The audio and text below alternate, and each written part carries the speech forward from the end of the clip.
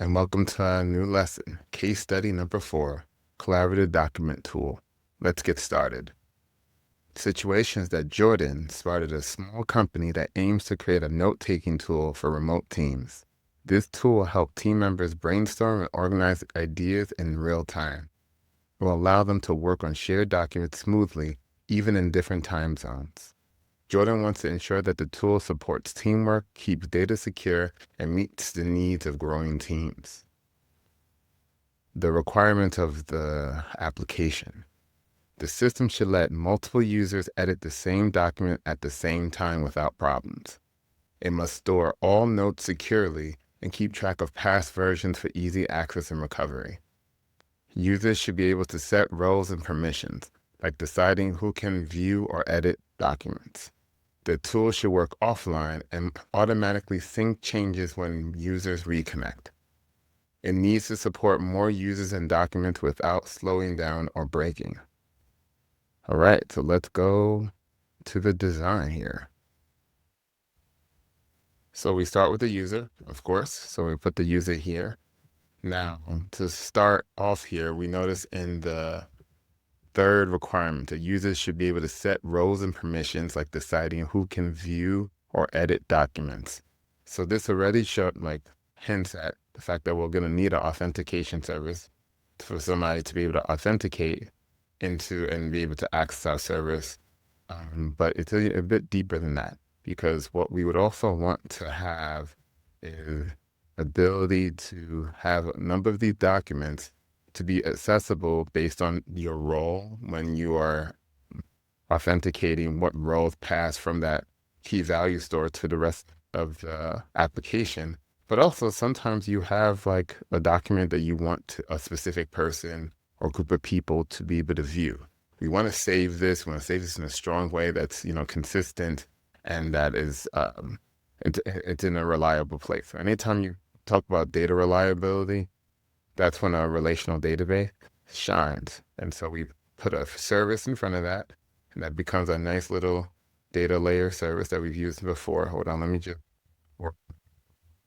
And we have the data layer service. And so this data layer service is going to, since it's a collaborative document tool, it's going to host a lot of the metadata for the document, like the name, like what folders in, what have you. But at the same time, it also will list the permissioning, like what roles have access to this document, which individual people have access to the document, and then there'll be a people table within this relational database that you have access to as well. So that is something that's going to be very important. But what I remember, mind you though, I said metadata and I didn't say data. We're not actually storing the actual document in this database for a few reasons. Now, if this was like a regular document tool where somebody goes in, you open a document, you're the only one that can edit it, and when you save it completely, then you can do that in a data layer service. If you notice in our blogging application, we did just that because there was one person that was going to edit as admin and edit their blogs. However, this is a collaborative document tool. Like the idea that you have one document, you have 5, 10 people editing at the same time, and these edits are being passed back and forth. One client could have one edit and it has to get like broadcast to all these other edits. When you hear things like this, right? When you remember the restraints of the trade-offs of a relational database, that it is consistency is its strength, but massive scale is difficult. Lots of people editing things at the same time it's just not its strength. But you know what it is its strength? What's strength? Key value stores. So that is why we're gonna actually house the document into the actual document in its own service. We're gonna call it a document service that's going to look, that's going to form just like the caches that we've done as late. So document service. So each document will have an ID that will also be associated with the data layer service for this metadata, but the actual content will be here because we need to be able to edit and access the document very quickly because it's being edited by multiple clients in real time. So Before I go over here, of course, there'll be a web service here where people are able to access this app. So let me go ahead and write that down before I go past that. So this is when, okay, so now this is when it gets interesting. The question becomes, okay, oh, actually, no, before I do that, let me draw some lines. It's always good to know what is connected to what. So you have user goes to the auth service, which goes to web service, which definitely goes to the data layer service. But also, it also goes to this document service as well. Okay, so we have this. Now, again, if I were to even just say, oh, let's have this user directly connect to the document service, that could work. That would be, I guess, more quick access to, for the user to the document service. But the question still remains, if you have 5 people, remember, this is a collaborative document tool, right? That, okay, let me go back to my pointer. Should let multiple users edit the same document at the same time without problems. Needs to support more users and documents without slowing it down or breaking. The tool should work offline and automatically sync changes when users connect. Because of these requirements, if you just imagine like 2 people, let's say, one loads one document, then one loads the other document, it's the same. One makes edits, and then the other one makes edits, and then they save at the same time to the document service. If there's nothing there handling these edits in an intelligent way, one's gonna save over the content of the other, and the other client's not gonna be able to get the updates in real time either. This is actually, like in the past, this is how collaborative document tools that worked. It was quite painful back in the day. So because of that collaborative nature, we need to think about this for a second. So you have 2 clients. And remember, it has to work offline too. So that when you hear work offline, that means that not only do we have this document service here, each client has to have its own copy. Because if it's offline, it's connected to the internet, and it has to have its own, it has to load it on its own. So that means it has to have its own copy. So how do you make sure that all the client's copies and this one and this document service is all in sync and somehow? Well, there's a few algorithms for this, and if you look down underneath in this lesson, underneath the video, I talked about one of the ones that we're going to use here that I elaborate down there. They're called CRDTs.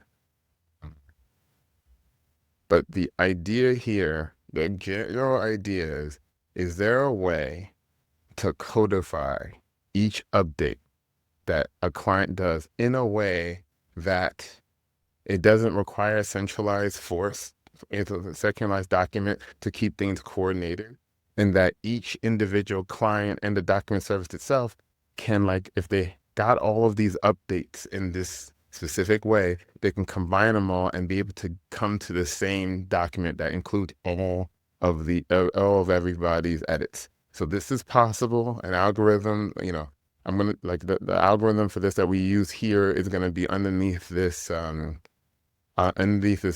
this video. Sorry about that.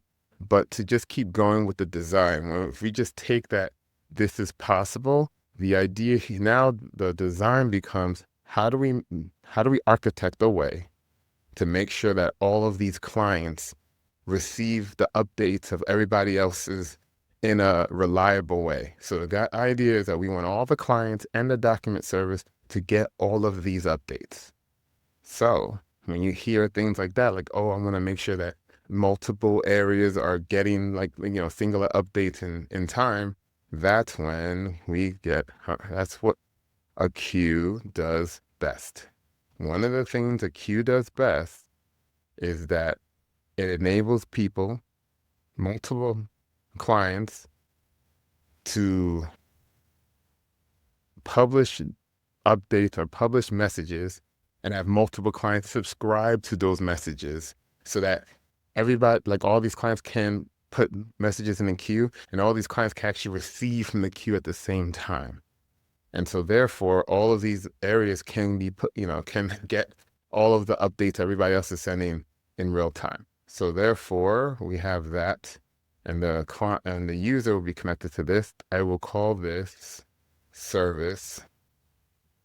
And it's a service because both the document both the document service and the user has to be able to connect to this.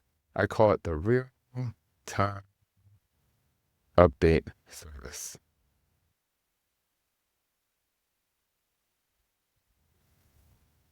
And so given the fact that there's a way that we can codify updates to a document and be able to pass in as a message so that every every area, every client or every service can get all those updates. They can in of itself resolve them and get the most up-to-date document with everybody's changes, into it. Given that, which one way of doing that is below this video, then this reduces to needing a queue that enables people to to subscribe to it, to get all the updates, and to publish when they make their own update. So that's what this is here. So it's connected to the user, but this will also have to be connected to the document service so that the document service has an up-to-date version of it. And remember, we do still have this, it must store all notes securely and keep track of past versions for easy access and recovery. This can be handled by the document service as it gets updates. It can make sure that it can make sure that it has versioning on here. Now, a few ways we can do this is that right now, like the requirements don't have a specific time frame. If we think of it, maybe we can just have an hourly document, like an hourly history, cadence. So every hour we can say, hey, let's consolidate it all, say this is the document at 7 o'clock today or 8 o'clock today, 8 o'clock p.m. today, and move in that manner. So that is when we can use a time element with a worker that connects to the document service, that basically every hour it goes into every document and says okay, let's consolidate all these updates, let's save it, and let's save it and be able to say hey, at this hour, this is what the document is. The cool thing about this also is that it compresses at the same time all of the updates set to the document service. Remember, codifying each update is gonna inherently be more information than the whole document is. Whereas if every hour you take all the messages you got for that hour and you create the final document for each hour, you only have to store the actual document in that situation. So that's something to consider. And then if, let's say, a new person is looking at the document, they'll just go for document service, get the latest hour plus whatever updates, and they're ready to go. So it serves at both of a history storing area as well as a space saving benefit as well. So we're gonna call this the best named hourly document compacting service. I mean, listen, my purpose of these names is not to have the best names, but descriptive, obvious names that makes it easy there to understand what each one is doing. And notice there's a time element to a worker, and essentially we have our system right here, which is, might be a little bit less complicated than you might have thought, but this is a very powerful way that we can really have real-time updates, people being able to collaborate on documents. And the given here is that the client also has code in its own end to be able to take these updates and resolve it on its own, so it has it offline in its own cache. And we'll talk about the first key takeaway. So using a queue connected to a service as opposed to a worker enables multiple users to subscribe to a document and receive all the updates from everyone currently working on the document. Such an interactive feature requires real-time communication and a solid method to represent and transfer updates so everyone has the latest information on the document. In other words, that queue really needs to make sure that all of the updates that it gets is saved properly and is transmitted properly. But that is the strength of a queue, is to make sure that what's in there is always going to be in there, and that when people are subscribed to it, you get all of the messages. So therefore, we're using the queue strength. Second key takeaway: algorithms are a big part of this system design. Here we use operation-based CRDTs, conflict-free replicated data types, to represent real-time updates for multiple users make to the document.